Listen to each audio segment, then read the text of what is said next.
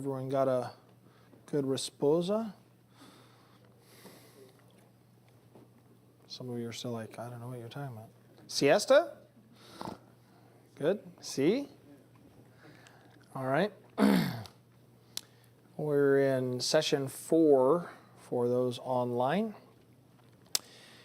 Let me say something here, and I was talking about this earlier. I consider everything from resource this way to be friend, on the friend side of things, okay? I wouldn't call someone who is a resource not a friend. This is going back to where we ended earlier. But at the same time, there are, I think, stages of, as I said, vulnerability that increase relationship. And someone asked me this, because I said, as a pastor, you cannot be best friends with your members, in the sense that there are certain things that vulnerabilities that come and exposure that comes to reach this level of friendship that would, in most cases, maybe not every case, but I would say in most cases, would preclude you from actually being able to minister and correct them when they needed correcting, because of human nature and pride and sin, to the point where they would be like, well, you know what? I know about you, and, you know, all that type of stuff, you know. So I do think that there are certain positional advances in people's membership that changes some of these. I think that, like, you know, I can be more friends with maybe some of my deacons and have a deeper relationship there, based on the fact that they are, you know, surrendered to the Lord. And I mean deacons that are actually deaconing, as opposed to just someone that gets the title, you know. Our missionaries, I have a much more friendship with them, because I consider them to have come into more of a companion minister, as opposed to just someone who joined last Sunday. You know what I'm saying? I'm like, there's a changing thing. But I do think that if they're a member, it can be very friendly. You can be a friend on a cursory introductory level, but there are things that I think that you hurt yourself from pastoring people if you become too exposed at a certain extent. And I guess I mentioned this earlier, why a lot of pastors, and why is that? Because for a lot of church members, you're one disagreement away from them just leaving anyway. And it's not a genuine friendship if you can't have a disagreement and continue it. Yeah.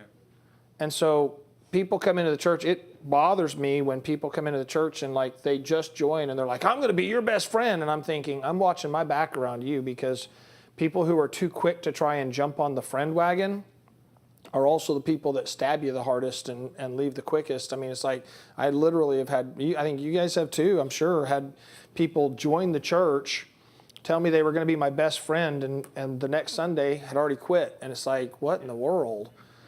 That's not friendship, is what I'm saying. So, you know, it takes time to observe, watch, and see spirituality to know that, you know, this is a person that's spiritual enough, committed to God enough, that there can be some exposure there of vulnerability and develop friendship, you know. But it still, I think there's still these barriers to how far that can go and pastor somebody. There just is a reality. Now, we say, where exactly is the line? I do not know. I know when I've crossed it. You know, so that's the reality. So it's one of those things. All right, we're going to go into the Restoration Road. And so I'm going to talk about, kind of an intro to that is the Beating the Odds booklet. And this is the Hope book. And I think that it would be very acceptable. And I say this, I think this. We are not currently doing this because, quite frankly, this material just got officially launched within the last week and a half. 2 weeks. So we finally got it printed. So, but to be able to use this as part of a Hope meeting, I think is very good potential, as well as to have maybe a secondary meeting specifically about this topic. I think that you would have to be, here's my caution, is it needs to be gender exclusive. If you have a meeting for men or a meeting for women, but I don't think it'd be good to have a mixed meeting on this particular topic like you might have with alcohol or drugs, okay? But statistically, 70% of men are actively looking at pornography. That's a ridiculous number, but that's the real number. That's not 70% of lost men. That's 70% of men. That's including regular church attenders. More than 50% of pastors and missionaries. Yeah, this is a serious thing. 56%, I think, of all divorce applications cite a spouse's extensive involvement in pornography as a key reason for divorce. So it's a big, big issue. It's something that is ignored by a lot of times by churches, unfortunately. And then sometimes it's like, okay, what material is available and usable? And I have used material in the past, and I'll not say, I've used material, and it's good material. I think there's some good material, but I think there's some deficiencies in some of the things that I've used in the past, in that they take leaps. So it's like, the answer is walk in the Spirit, and that is like the answer for all problems. And so, but when you go from, okay, so you're watching 5 hours of porn a week, okay, well, walk in the Spirit, and you'll never do that again. It's like this leap of stuff that leaves a gap there. And I think that it's a difficult leap. Ultimately, that is the goal. There's no question about that. That is the goal. But we need more steps to climb to get to that goal, so to speak.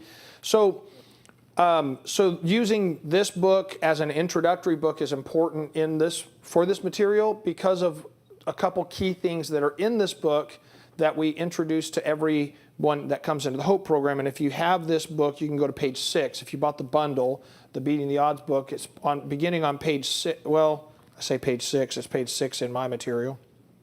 It may be later in the book. Yeah, it is. Page 13. The article, particularly the article that's in here on Can You Be Free from Addictions, lays out a biblical principle or concept concerning the fact that addictions we struggle with are more than just an external problem. There's the physical, then there's the internal. There's the feelings and the thinking that goes along with that. And we talk about the heart, soul, and mind, and all of that. The principle, those words are used interchangeably in Scripture. When we think about man, we think about who man is. Sometimes we might oversimplify, simplify the nature of who man is. If you've ever seen Charles Solomon's Wheel Dynamic, and I think his books, Charles Solomon's book, the Handbook to Happiness, great book, and his book, The Ins and Out of Rejection, another really great book. But I do think that he oversimplifies to a certain extent the nature of who we are. So he would say, you have your soul, your spirit, and your body. And on your soul, you have your thinking, feeling, and volition, your will. And in his material, he basically presents the idea that all thinking is done in the soul, and that the body, the brain does no thinking. There's no thinking that goes on in the body at all. And I'm not going to draw out the whole dynamic, but I find that this is not an accurate portrayal of how we work. Okay. I want to be careful, because I do think very distinctly the scriptures talk about how, as a man thinketh in his heart, and so I do believe firmly that we think in the soul, but to say that the brain or the body does no thinking creates an odd paradigm. I mean, really an odd paradigm medically and as well as just conceptually, because the word soul is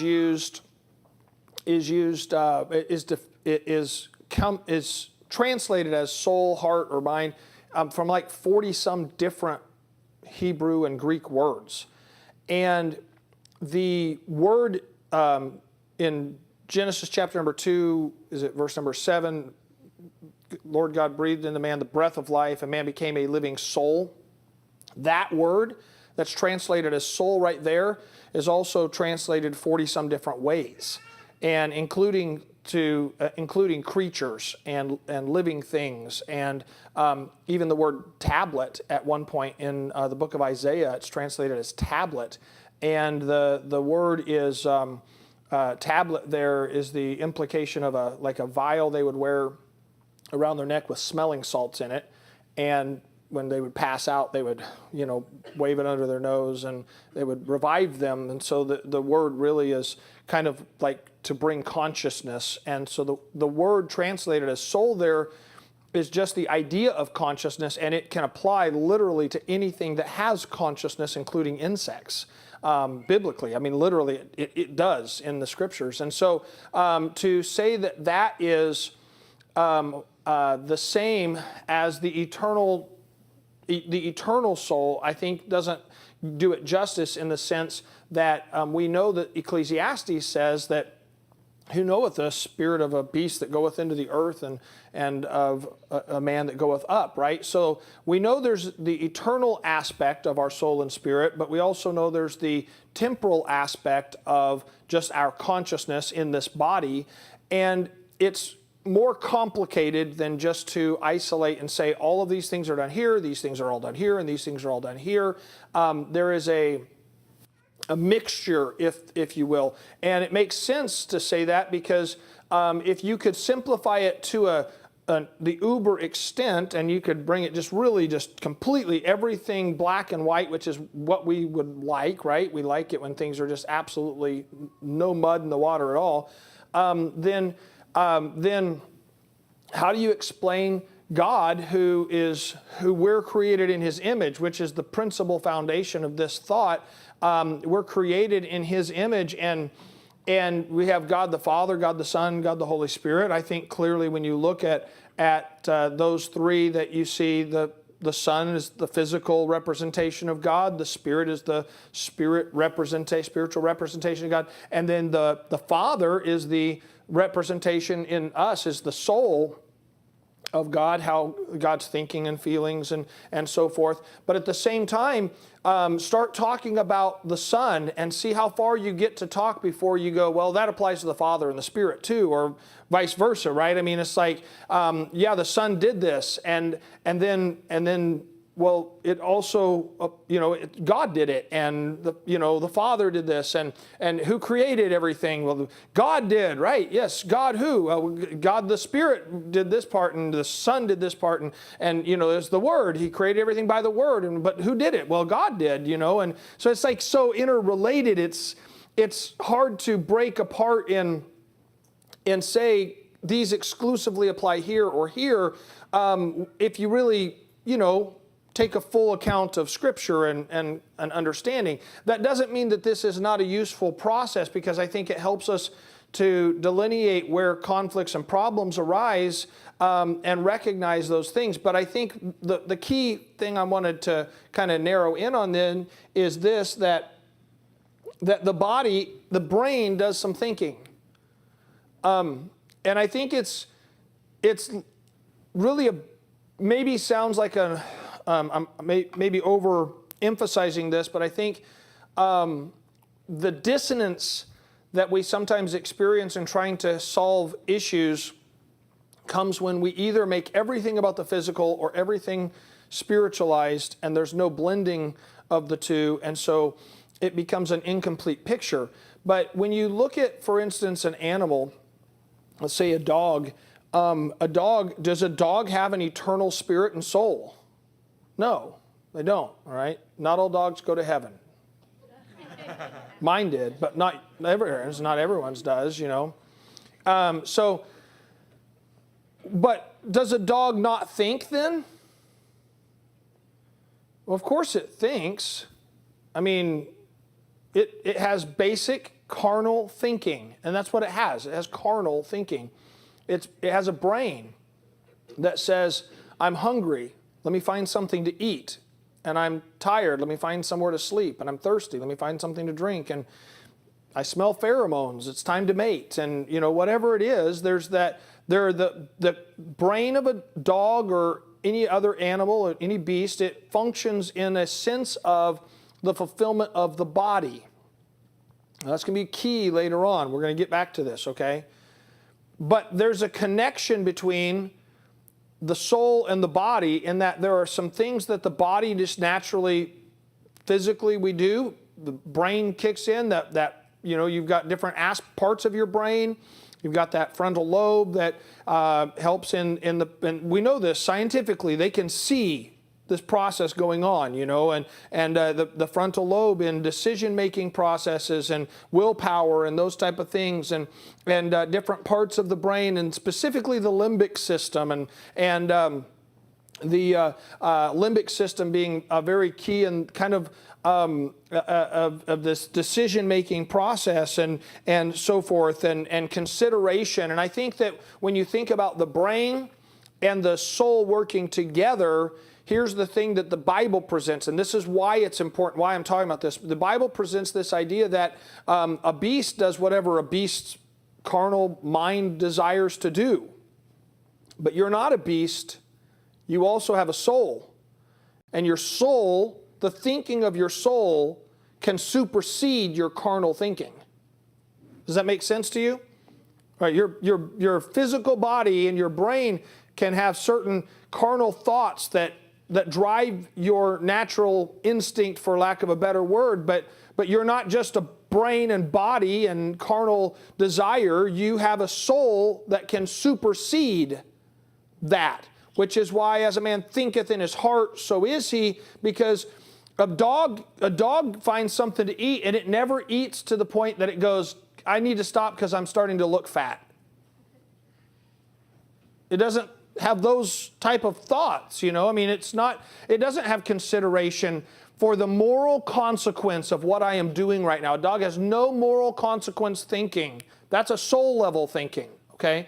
And so that rational soul that can supersede the carnal mind is a key element of what makes us in the image of God, as opposed to the image of a beast. Okay? And so, but those two things are not disconnected. In other words, one doesn't mean the other doesn't exist, and one, you know, it's just kind of, it's key to understand that they work together in many ways, but at the same time, they work against each other in many ways. And they do, and we'll get into the details on that specifically, but we are created in the image, and so there's a process here in this book that we talk about, the inner man to outer man process, and how our thoughts are the way we think about things will stimulate or lay the foundation for our feelings, and then our feelings and how we think and feel will determine the decisions we make, and then those decisions result in our actions. And our actions result in habits when they're repeated, and our repeated actions into habits become lifestyle, and then a lifestyle reinforces the way we think. And it's one of those crazy things, like if you ever see some of the wacky things that people put on like TikTok or something, YouTube or I don't know, other social media things, like some of the far left thinking people, and they say some of the craziest things. And they are absolutely convinced. And why are they convinced? It's because they've followed this process to where they have this lifestyle and they surround themselves with people that think exactly like them. And by the way, that's a dangerous thing for us too, by the way, because even as Christians, we can get to the point where we surround ourselves with only people that think exactly like us, and we don't think anymore. We don't have to think because, everyone agrees with us. And isn't it weird to watch the news and find out that literally every woman in America is pro-choice and hates, hates babies and stuff? I mean, it's weird when you watch the news and find that out, because it's like all the women I know, you understand what I'm saying? I mean, it's that groupthink issue. And because when it becomes a lifestyle, you surround yourself with people that have come to that same point, and then it just reinforces your thinking, because everyone you talk to and everyone you're around and everyone that's doing anything you see, it's like we all think the same, so this must be the right way to think. And then it produces this cycle in us, and the cycle has to be broken. And the cycle is not always an evidently, as I'm talking about politics, it's not always an evident thing politically in that sense. I'm not talking about politics, but I mean in the way that we live regarding sin, it works the same way. Because we look for things that confirm our biases. That's part of this process. And we read, and I'm going to speak directly here, specifically on this topic, okay? So just if you are uncomfortable with children being in, I'm just giving you a heads up about that, okay? When you read books like, say, by Christian psychologist Dr. James Dobson, who says that masturbation is a very positive thing that young people should be involved in, you go, well, I mean, even James Dobson says that this is a good thing. Some of you are looking at each other like you didn't know that he says that. Like, it's okay. There's no problem with it. Everything's fine. Why? Because of confirmation bias that we see out in the culture. And I mean, we're literally to the point where there was a group of churches that recently released a massive statement against any church that's not open, affirming, and pro-choice and all this type of stuff. And these churches are taking a stand to try and, rid the world of those crazy Christians because they don't want to be associated with. And you're going, what in the world is going on with these people? Have they ever heard of the Bible? And it's weird, But we do the same thing on the other side if we're not careful. And we do the same thing in our private life, most specifically, where we hear things or think things, and then we hear them from people even in private, and we begin to believe them. And this is a key thing. We begin to believe what best fits the sin that we want to continue. And we believe lots and lots of lies. It's in our thinking. It's embedded in our thinking. The sin of whatever it is, specifically we're talking here about pornography, is associated with a tremendous amount of lies that we like. And it makes it convenient to believe them because then it makes it not as bad or even okay. All right? We're going to hit on a lot of them over today and tomorrow, okay? So what we do here in this book is we kind of lay out that basic thought. We don't go into all the detail I just went into, but we lay out the basic thought about thinking, feeling, and the physical here just to introduce it. And then we talk about starting to identify wrong thinking. And the way we do that is with what we call a trigger list. And so this is why this is important. So here's a little booklet that I used. I didn't use this one, but this is the type of booklet I used. When I first started trying to deal with thinking issues in my life, I got a little booklet just like this. I didn't like the wire one, had the wires on it, because if I put it in my pocket, it just got all wonky and just caught on stuff. But I took this little booklet and I began to write every time I started to think about a topic that I knew I needed to get out of my life.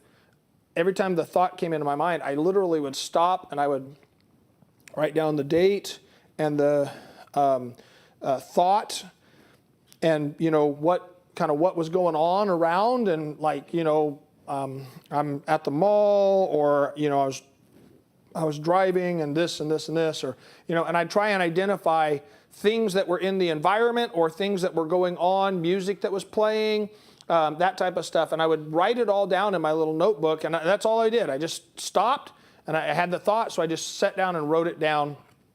And then the next time I had a thought, I did the same thing and did the same thing. And then after about a week, I'm reading through and going, wow, every time I'm in this place, I think these thoughts. And this is a problem. This is a problem place for me. And I began to identify places and times and environments or situations that it became a problem. And even just the action of stopping and writing it down helped me to control my thinking, to be quite frank, because I became watchful over my thinking and how to take inventory of that. And so now I didn't really know why it helped until I was studying later. Literally later, it was just an idea I had, and then later I was studying in 2 Corinthians 10, and I noticed the process here in 2 Corinthians 10, verse number 3. We call it the 3 C's, and I introduced this in this little booklet, the Beating the Odds booklet, which is, though we walk in the flesh, we do not war after the flesh, for the weapons of our warfare are not carnal, but mighty through God to the pulling down of strongholds. And then he says this, casting down imaginations and every high thing that exalteth itself against the knowledge of God, and bringing into captivity every thought to the obedience of Christ, and having a readiness to revenge all disobedience when your obedience is fulfilled. So essentially, this process is that you say, whoa, that thought came into my mind. I'm not going to think about that. I'm going to cast it down, but I'm also going to capture it. And that's literally what this was doing. I was capturing my thought so I could evaluate it. And then I was correcting my thought. That's what that verse number 6 is talking about, having a readiness to revenge all disobedience. I'm not going to think about that. I'm going to think about, what the Bible says to think about. I'm going to think about right things. I'm going to think about Philippians 4:8 and scriptures I was memorizing and things like that. So that process is very important if you're going to help someone deal with pornography. With any addiction, but specifically with pornography, pornography is a thought sin problem. Okay? And so if you're going to deal with it properly, you've got to identify the thought processes and the lies that associate with them, okay? And so so there are some words that are interchangeable when we speak, and the word thought, I think, is a broad term that maybe we could break down into 3 segments. And so imagination would be the first segment. That would be the inception of thought. That's that spark of thought, if you will, we all have those where just randomly something pops into our head, dumb, weird stuff, the things we don't usually tell people, that we just go, that was a weird thought, and we have some really weird thoughts sometimes, that inception of thought. And then there's meditation. That would be the second phase of thinking. That's when that thought, imagination that we go, well, I'd like to think about that, right? And then we begin to meditate, and we're spending time thinking through thoughts related to this topic. That's meditation. And then the third phase of thought is intention. And intention is where we've come to the point through meditation that we've made the decision to do this thing.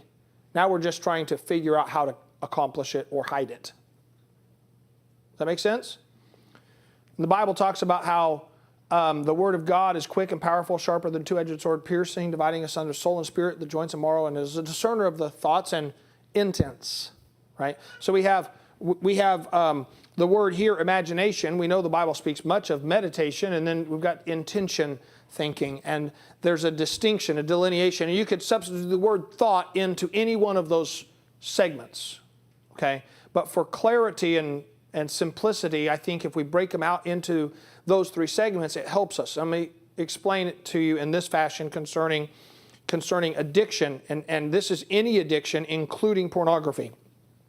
I sit down with people, and they'll say, specifically, I'm thinking of, years ago, one of the first people I dealt with in relationship to addiction in counseling, they said, I start thinking about it, and I think I don't want to do it, but I just can't stop thinking about it. So the more I think about it, then eventually I don't know what happens. It's like something's pulling in my gut and just like I can't resist it. And then I'll get in my car and start driving to my dealer's house. Literally, this was a conversation. I'm driving to my dealer's house and I'm praying as I'm driving, God, do something to stop me from getting there.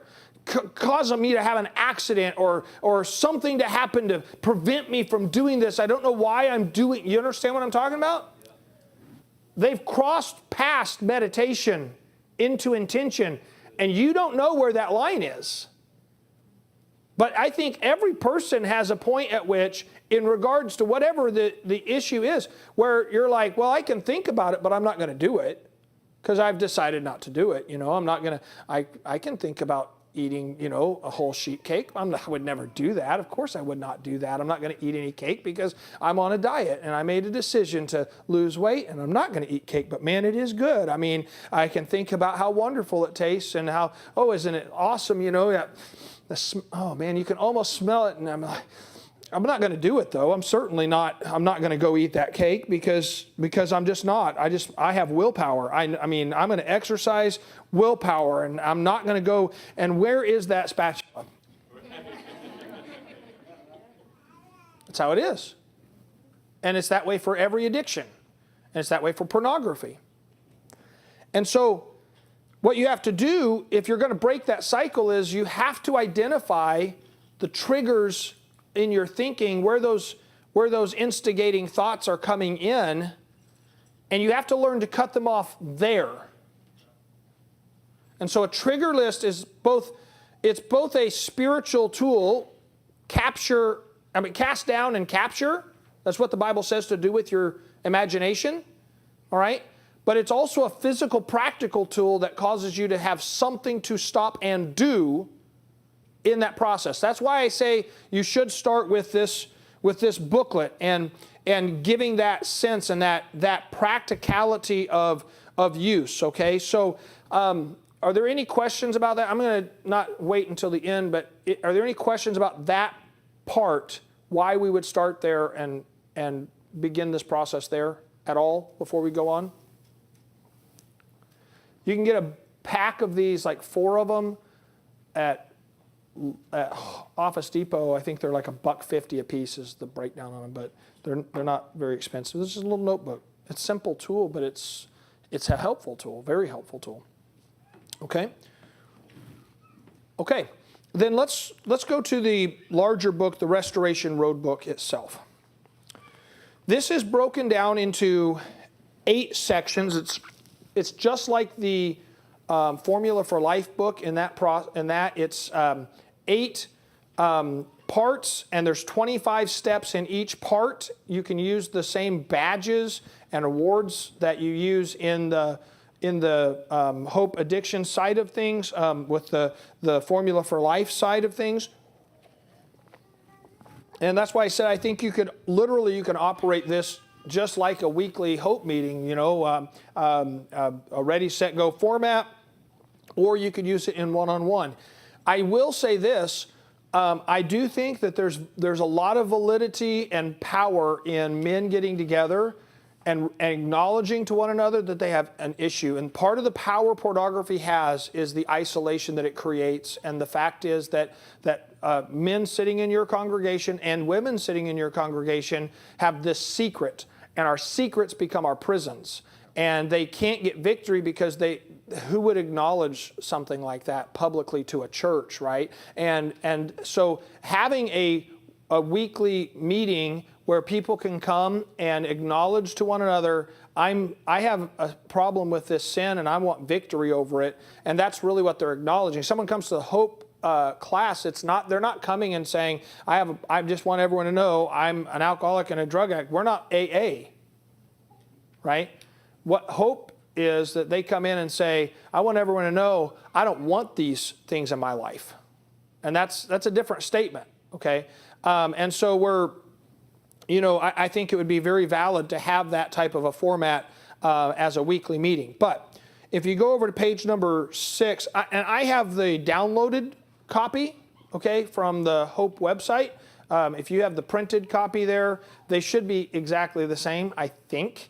But if I give you a page number and it's different, then that's the difference between the downloaded copy and the printed copy, okay, just so everyone's aware.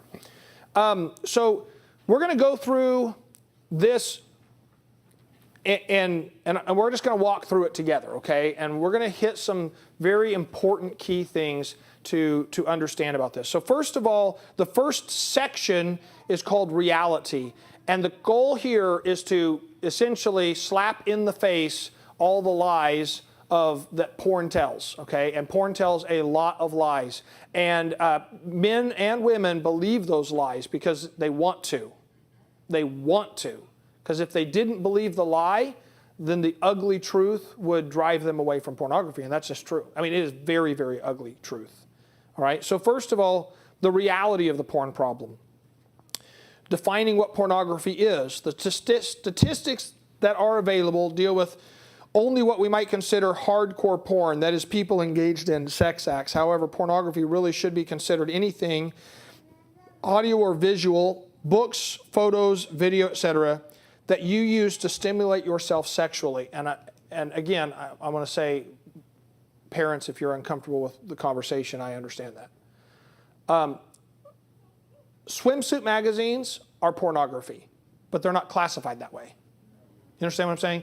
Lingerie magazines are pornography, but they are not classified that way, but they are used that way by people to stimulate themselves sexually.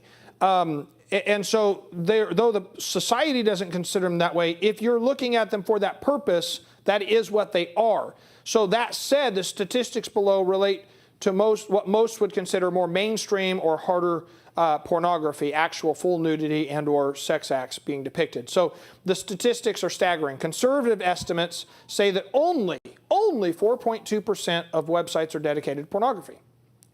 Fewer than you thought, right? Only 4.2%. That represents 42 million websites. It's a lot. And mind you, that's only websites. That does not include actual printed magazines, DVDs, videos, video games, which are very, very many of them are pornographic and very suggestive and weird. It doesn't include all of the anime stuff that is out there now in books and that type of stuff. Mobile apps and an amazing array of new technology that's being co-opted to distribute pornography. It doesn't include texts.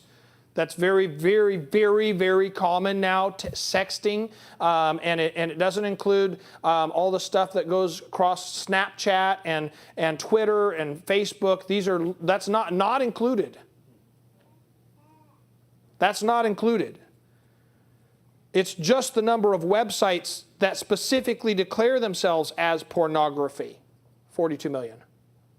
It's not even the number of websites that still also have pornography on them that aren't pornographic websites, like some English newspapers. Truth.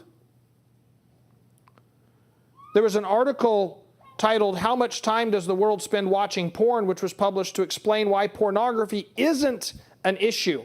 I want to make that distinction. October 31st, 2020 by Michael Castleman on the Psychology Today website. In the article, the author concludes pornography isn't a big deal, and it's basically his actual comparison like taking a coffee break. It's a modern coffee break. But he cites this fact that in this website that's pro-pornography, by the way, that in April of 2020, the top 100 porn sites had 14.5 billion views from 3.3 billion unique visitors, that's 3.3 different devices, who spent an average of 6 minutes watching video sex. Billion with a B. Now, consider that there are just over 7.8 billion people in the entire world. 3.3 billion unique visitors. Insert the idea here. 2.9 billion people in the world don't have internet access. And 1.9 billion people are under the age of 15. That doesn't mean they're not looking at pornography, by the way. But when you subtract out minors and people that don't have don't have internet, that represents in 1 month of viewing, everyone over 15 years of age with internet access visiting a porn site. Now think about this though, that's only the top 100. There are 42 million sites. That's off of 100 of them. 41,999,900 websites not accounted for. And that's from the pro-pornography article, explaining why it's not a problem. In a 2014 study he cited, the University of Montreal found that single men average watching porn for 2 hours every week. Married men average 34 minutes a week. Remember, pornography is not an issue. According to webroot.com, a cybersecurity website, 25% of all internet searches and 35% of all downloads are pornography. Only 4.2% of the website of the internet is pornography websites, but it represents 25% of all searches and 35% of all downloads. They also say, Webroot says this, that 40 million Americans regularly visit porn sites. And according to the National Coalition for the Protection of Children and Families in 2010, 47% of all families in the United States reported pornography as a major problem in their home. It increases marital infidelity by 300%. 56% of divorce cases involve one party having an obsessive interest in pornographic websites. According to an article from the November-December of 2020 issue of Mission Frontline, titled 15 Mind-Blowing Statistics About Pornography and the Church, 11 is the average age that a child is first exposed to pornography. 94% of children see porn by the age of 14. 68% of church-going men and over 50% of pastors view porn on a regular basis. 76% of Christian young people between the ages of 18 and 24 actively search for porn. 55% of married men, 25% of married women said that they watch porn at least once a month. So you getting the idea? These are the conservative statistics. These are the statistics that say it's not that big a deal. It's a problem. So if we're going to deal with it, we have to expose it. We have to be honest. And I always tell people when they come in for counseling, there's two things that will determine your success. One is if you're honest, because if you lie and you hide things in counseling, you can't deal with them. And two is if you're willing, because it's not infrequent that when we hit a particular soft point or issue that someone goes, I don't want to deal with that. So you have to be willing to deal with whatever comes out. Okay? Those are the two things that make the difference, honest and willing. So we're going to ask some really pointed questions at this point in the material on page number 7. At what age did you first look at pornography? How do you access porn? Circle all that apply: magazine, video, internet, video game, social media, community, sales app. That would be like, what is that? Craigslist. So, but interesting, I was in, Angela and I went on vacation earlier in the year, and we went to Belize, and we were sitting one night watching the sunset, and there's another couple from the States sitting at the next table over, and we're talking, they're talking, and all of a sudden, kind of, we're just the only two sitting out on the end of this pier, and so we start talking, and I say, y'all got much of your vacation left? And they said, oh, we're not here on vacation. Oh, really? What are you here for? I said, well, we're here for work. And they kind of hem-hawed around, and then they found out I was a pastor, and then they opened up. And the reason they were there is because they were getting ready to cut the funding for the police and the schools to dealing with human trafficking and sex trafficking. And so this guy worked for Underground Railroad, and he brought a team down, and she went to schools and did education in schools with teachers and students about the dangers of pornography. And he and his team did undercover work. And he said, everywhere we go, regardless of where it's at, we can put ads on Craigslist or Facebook, and within 24 hours, we can have 7 to 10 on the hook for child trafficking. And when they were in Belize, he said, we were here less than 24 hours before we got our first 7. One of them was a Disney executive. And to his person, the individual, to undercover person, the individual said, well, the one I have with me right now is 16, but I can get him younger if you want. And it's everywhere. It's everywhere. Stratford, Texas. My wife grew up in Stratford, Texas, little nowhere, nothing town in the panhandle of Texas. Last week came out that there was a fellow who had abused over 20 children in town over a course of years, trafficking child porn, and no one knew. In a town where everyone knows everything about everyone. It's everywhere, folks. And it's not just everywhere there. It's in churches, and it's a bad situation. And so it just so many things. So, all right, how frequently do you look at pornography? So many times a day, a week, month, only occasionally. How much time do you spend when looking at pornography? Identify the type of pornography you're watching, and I know this is graphic, but it's just the reality of what's out there. Number one, there swimsuit or lingerie magazines, single naked one man and one woman, group sex, fetishes such as age, race, body parts, things like that. Family relationships. A couple of years ago, according to one article I read just a couple of years ago, the number one search criteria when people were looking for pornography included family members. Bondage, S&M, that's sadomasochism, same-sex, violence and rape, animal, and children. Anyone under 18. That's not even a full listing of all the categories. Those are just broadly catching most of things. Were you ever sexually abused? Is there any root cause that you believe causes you to seek out pornography, and if so, what? When you look at strangers, do you imagine them in a sexual way? Are you constantly dealing with sexual thoughts? Do you have sexual thoughts about people at work? Do you have sexual thoughts about people at church? What triggers your desire to look at pornography? How much does your stress level increase your desire to look at pornography? How many people know about you viewing pornography? Have you ever had an affair? Do you look at dating or hookup apps? Have you ever looked at social media or online market apps to search for sex? Do you pay for subscriptions to pornographic material? Have you ever engaged with a stranger online in a sexual way?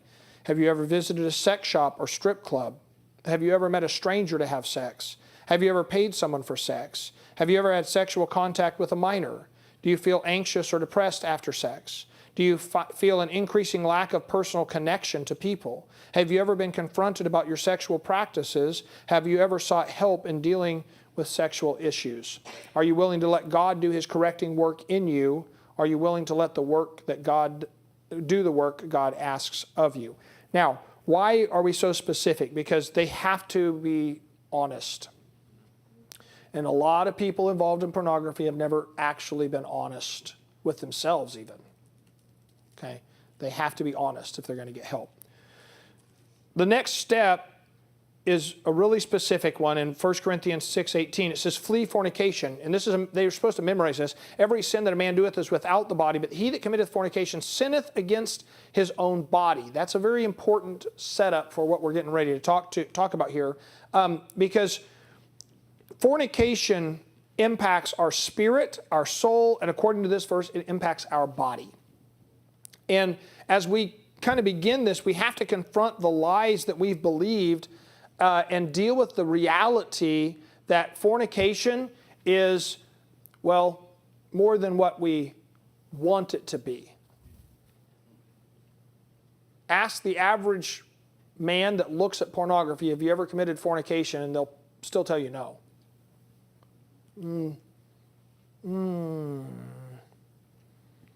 Well, we'll see. Let's take a break. When we come back, we'll talk about it.